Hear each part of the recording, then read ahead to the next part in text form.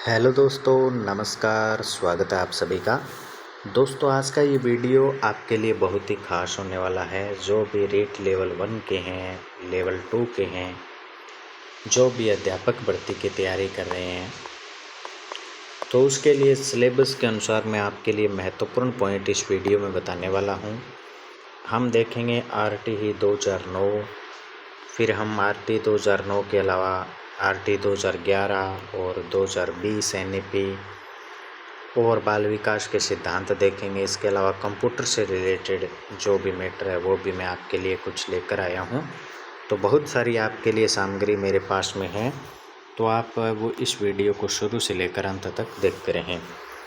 तो चलिए शुरू करते हैं। सबसे पहले हम शुरू करते हैं, जो हमारा पहला टॉपिक है उससे शुरू करते हैं हम। हमारा पहला टॉपिक है शैक्षिक परिदृश्य से रिलेटेड।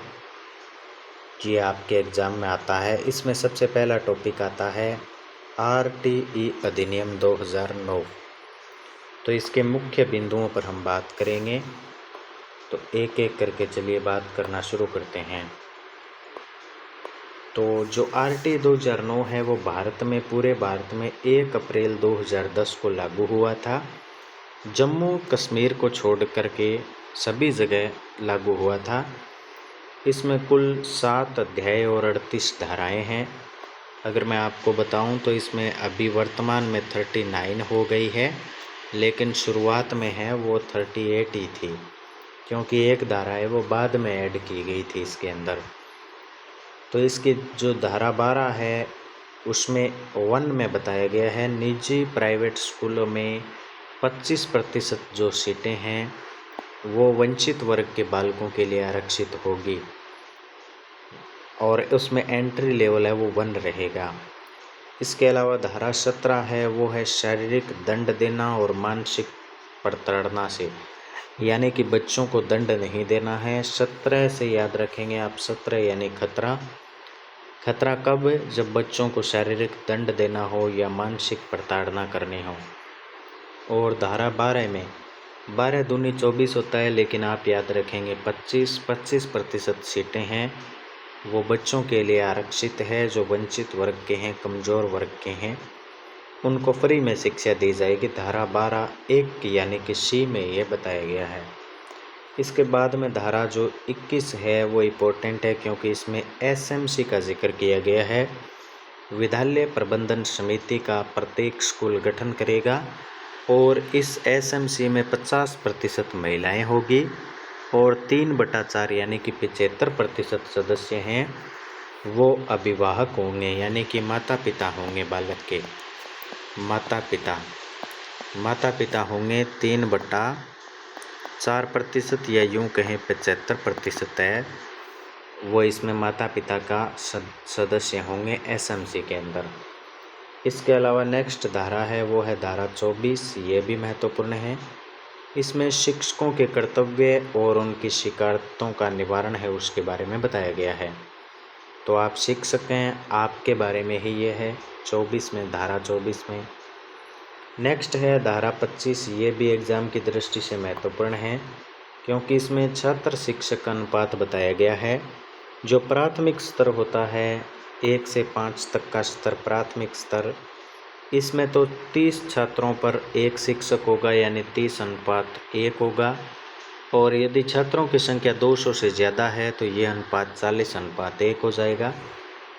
इसके अलावा शिक्षण घंटों की अगर हम बात करें तो एक शैक्षणिक वर्ष में न्यूनतम 200 कार्य दिवस और 800 शिक्षण घंटे अनिवार्य किए गए हैं, और प्रति सप्ताह कार्य के घंटे हैं वो न्यूनतम तैयारी के साथ में 45 घंटे तय किए गए हैं।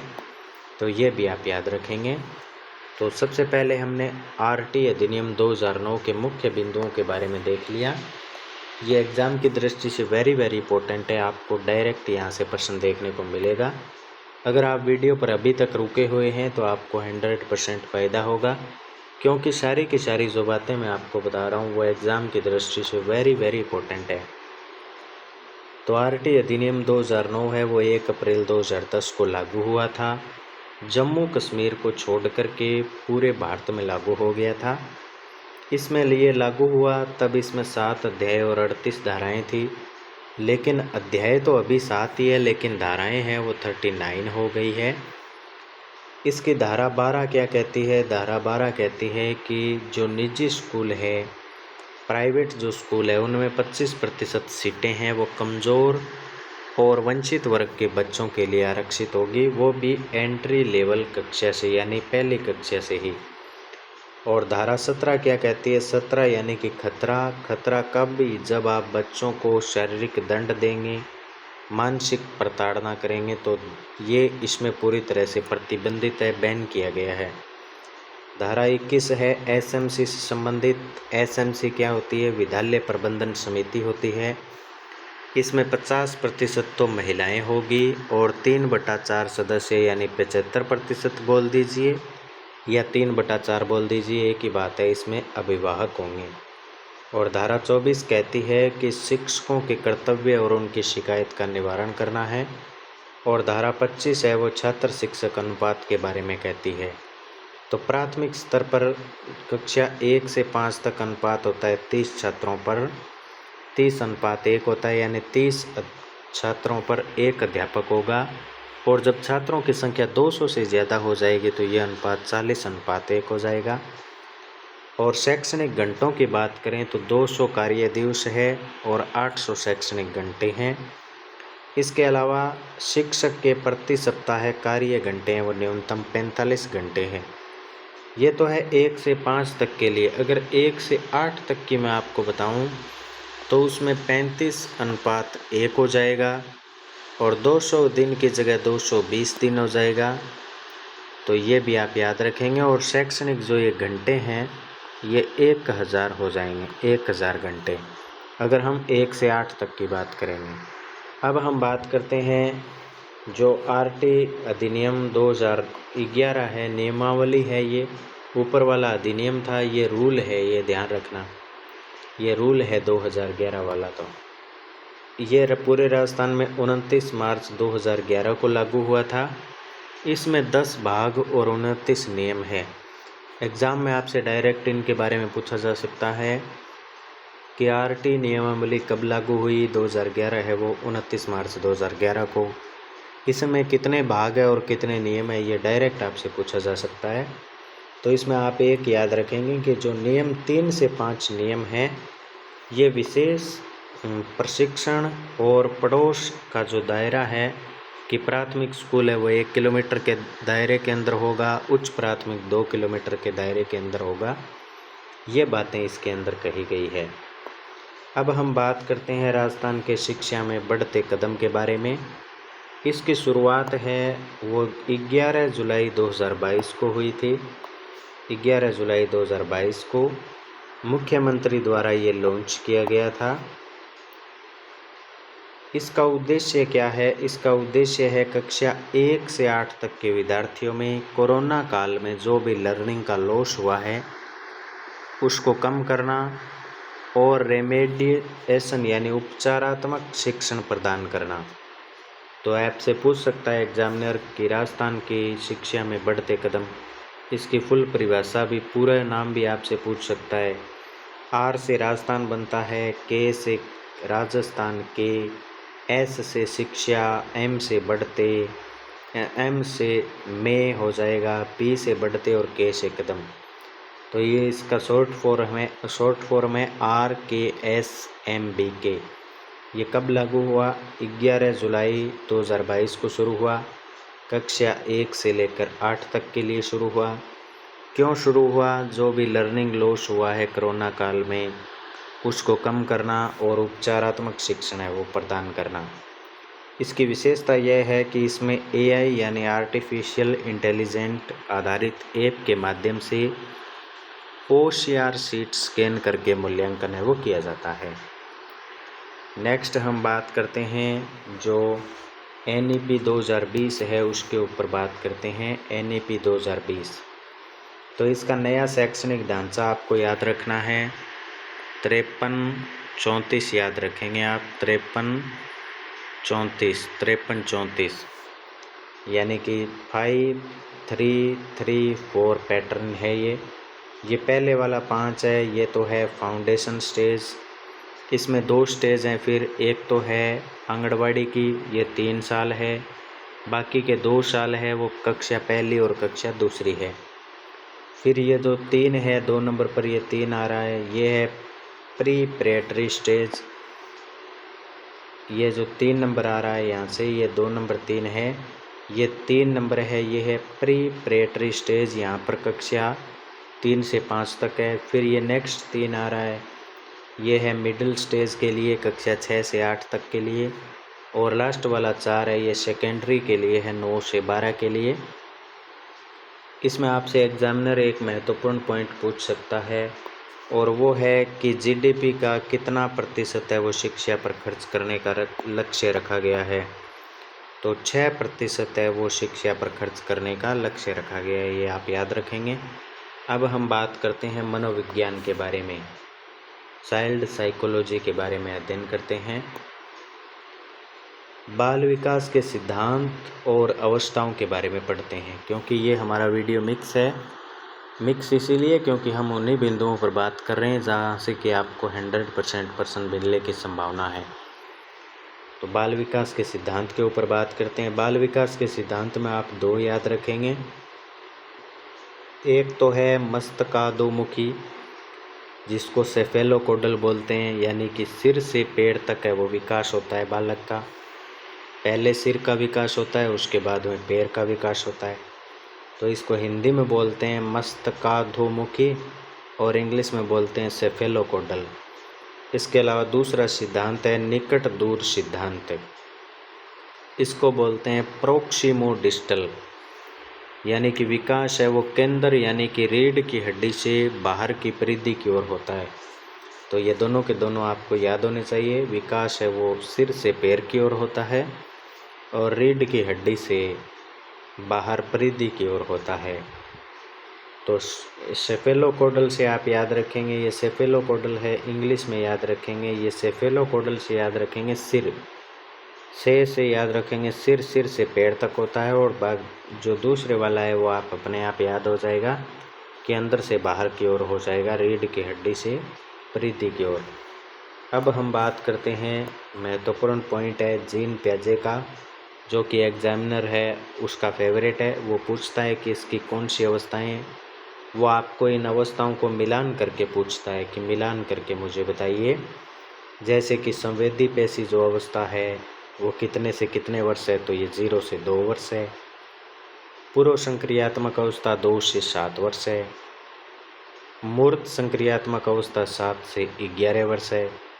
और औपचारिक संक्रियात्मक अवस्था 11 वर्ष से ऊपर है। तो इसमें जो पहली वाली है अवस्था वस्तु स्थायित्व होता है इसमें बालक में, और मूल प्रत्यात्मक व्यवहार करता है बालक। इसमें है जो दूसरी अवस्था है पूर्व संक्रियात्मक अवस्था, इसमें बालक में जीववाद होता है। बालक है वो निर्जीव वस्तुओं को भी जीव समझता है। बालक आत्म केंद्रित होता है, दूसरों के बारे में ज़्यादा नहीं सोचता है, खुद के बारे में ही सोचता है। अपलटाविता होती है बालक के अंदर, यानी कि अगर बालक को कह दिया कि 5 गुना 2 कितना होता है, तो 10, तो 10 में अगर 2 का भाग देंगे तो कितना आएगा, ये बालक में उल्टा करने का गुण है वो नहीं पाया जाता है। तीसरी जो अवस्था है मूर्त संक्रियात्मक अवस्था, इसमें संरक्षण और वर्गीकरण और तार्किक चिंतन की बालक की शुरुआत होना शुरू होती है, वो भी केवल सामने रखी वस्तुओं के।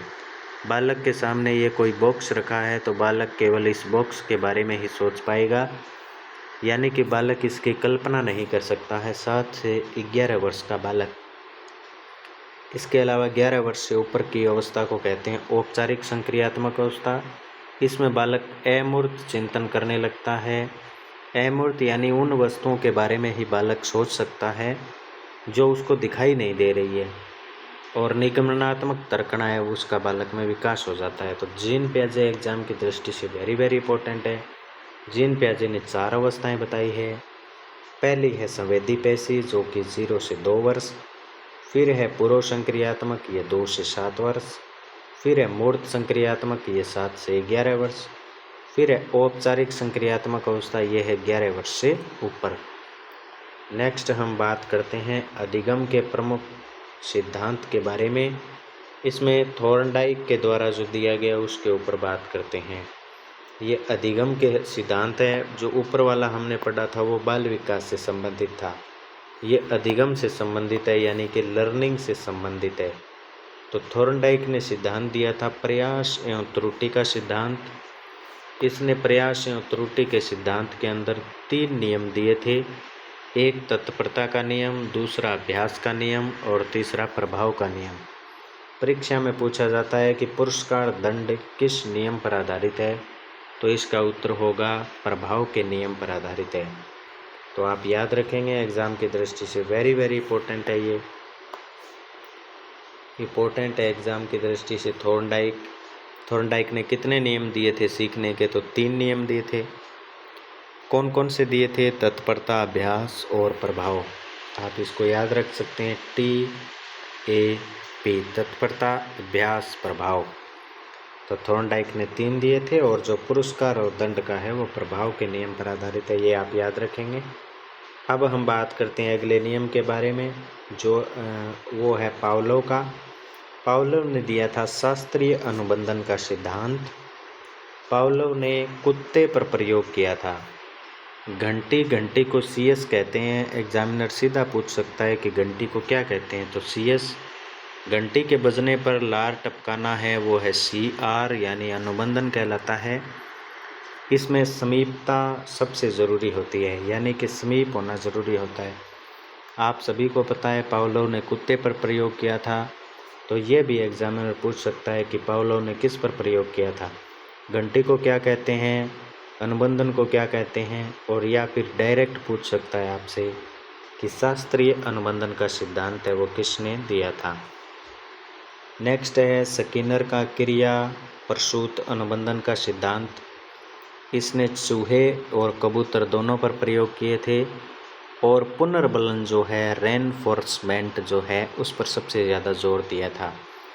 यह सिद्धांत जो है वो अभिक्रमित अनुदेशन का आधार है। तो ये भी आप याद रखेंगे, एग्ज़ाम की दृष्टि से ये चारों के चारों इंपॉर्टेंट है, पावलोव, स्किनर, वाइगोत्स्की। जो भी मैं पॉइंट आपके लिए लेकर आया हूँ ऐसे समझिए कि आपके एग्ज़ाम बेस बिल्कुल ऐसा है कि एग्ज़ामिनर के फेवरेट है। ये बिल्कुल पॉइंट टू पॉइंट लेकर आया हूँ, कम समय में आपको बहुत ज़्यादा जानकारी दे रहा हूँ। तो स्किनर ने जो प्रयोग किया था वो किया था चूहे और कबूतर पर। आपसे एग्जामिनर पूछ सकता है कि क्रिया प्रसूत अनुबंधन का सिद्धांत किसने दिया? स्किनर ने। स्किनर ने किस पर प्रयोग किए? चूहे और कबूतर पर। पुनर्बलन का सबसे ज़्यादा जोर कौन से सिद्धांत में दिया गया है? स्किनर के सिद्धांत में, क्रिया प्रसूत अनुबंधन के सिद्धांत में। और यह सिद्धांत किसका आधार है? तो अभिक्रमित अनुदेशन का आधार है। नेक्स्ट जो है वो है वाइगोत्स्की। वाइगोत्स्की ने दिया था सामाजिक संस्कृति का सिद्धांत। 3 शब्द याद रखने आपको, ZPD। इसका अर्थ होता है समीपस्थ विकास का क्षेत्र, और स्केफ होल्डिंग जिसको पाड़ कहते हैं, ढांचा कहते हैं, अस्थायी मदद कहते हैं, और MKO अधिक ज्ञानी, इसके बारे में ये बातें हैं। तो एग्जामिनर क्या पूछेगा आपसे उसके ऊपर मैं आपको बताता हूँ। एग्जामिनर आपसे पूछेगा कि सामाजिक सांस्कृतिक सिद्धांत किसने दिया, तो आप कहेंगे वाइगोत्स्की ने। एग्जामिनर कहेगा कि ZPD यानी कि समीपस्थ विकास का क्षेत्र, यह सिद्धांत में किसने शब्द प्रयोग किए, तो वाइगोत्स्की ने। स्कैफ होल्डिंग क्या है, या ये किसने शब्द दिया स्कैफ होल्डिंग, तो आप कहेंगे वाइगोत्स्की ने। अब हम बात करते हैं बुद्धि एवं व्यक्तित्व के जो भी सिद्धांत हैं उनके ऊपर बात करते हैं। तो सबसे पहला है वो है हार्वर्ड गार्डनर का। बहुबुद्धि का सिद्धांत दिया था गार्डनर ने। मूल रूप से 7 बताई थी और वर्तमान में 9 प्रकार की बुद्धियां बताई गई है। जैसे पायलट या डांसर के अंदर शारीरिक गति के और कवि के अंदर भाषिक बुद्धि होती है। तो एग्जामिनर आपसे पूछेगा कि बहुबुद्धि का सिद्धांत है वो किसने दिया था। तो एग्जामिनर आपसे पूछेगा कि बहुबुद्धि का जो सिद्धांत है वो किसने दिया था, तो आप कहेंगे गार्डनर ने दिया था। Very very important. इसके अलावा अधिगम अक्षमताओं पर अब हम बात करते हैं। अधिगम अक्षमताएं, लर्निंग डिसेबिलिटी। ऊपर वाले में ये भी आपको याद रखना है कि वर्तमान में 9 प्रकार की बुद्धियाँ बताई है, ठीक है। अब हम बात करते हैं अधिगम अक्षमताओं के बारे में। तो डिसलेक्सिया क्या होता है? डिसलेक्सिया क्या होता है? तो डिसलेक्सिया होता है पढ़ने में अगर किसी को कठिनाई हो रही है तो वो डिसलेक्सिया है। डिसग्राफिया किसको कहते हैं? लिखने में किसी बालक को कठिनाई है तो उसे डिसग्राफिया कहते हैं। डिसकैलकुलिया क्या है? गणितीय गणना में अगर किसी को कठिनाई है बालक को तो वो डिसकैलकुलिया से पीड़ित है। इसके अलावा डिस्प्रैक्सिया क्या है? तो ये गामक या शारीरिक समन्वय में अगर किसी बालक को कठिनाई है तो वो डिस्प्रैक्सिया का शिकार है। तो इनमें सबसे ज़्यादा ये पूछा जाता है डिसलेक्सिया का।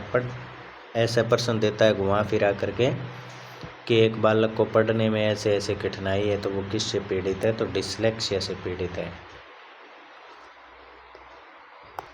अब हम बात करते हैं आगे। अब हम बात करते हैं समायोजन और रक्षात्मक युक्तियों के बारे में। तो इसमें सबसे पहले नाम आता है प्रक्षेपण। प्रक्षेपण क्या होता है? अपनी गलती दूसरों पर डालना है, वो प्रक्षेपण है। जैसे कि अंपायर ने आउट दिया इसलिए मैं 0 पर आउट हो गया, एक खिलाड़ी ऐसा कहता है, तो इसका मतलब है कि वो प्रक्षेपण कर रहा है, अपनी गलती को दूसरों पर डाल रहा है। नेक्स्ट है रेशनलाइजेशन या औचित्य स्थापन इसको कहते हैं। जैसे कि अंगूर खट्टे है कहना। कोई चीज़ आपको हाथ नहीं लगी, मान लीजिए आप पेपर की तैयारी कर रहे हैं, चलो पेपर की नहीं कहता हूँ मैं, मान लीजिए आप 6 लगाने का ट्राई कर रहे हैं और आपसे 6 लगा नहीं, तो आप कहते हैं कि अंगूर खट्टे हैं। वो लोमड़ी वाली कहानी तो आपने सुनी होगी, लोमड़ी अंगूरों के लिए उछलती है, हाथ नहीं लगते तो कहती है कि अंगूर है वो खट्टे है, यानी वो औचित्य स्थापन कर रही है। तो ये एग्जाम्पल आप याद रखेंगे और इसको क्या कहते हैं ये भी याद रखेंगे। नेक्स्ट जो है वो है उदात्तीकरण या शोधन जिसको कहते हैं। असामाजिक इच्छाओं को सामाजिक रूप देना, लड़ाकू व्यक्ति को बॉक्सर बना देना।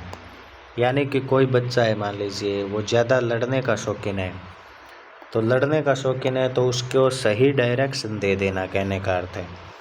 यानी कि लड़ने का शौकीन है तो उसको बॉक्सर बना देना, इस प्रकार से, तो उसको उदात्तीकरण कहते हैं।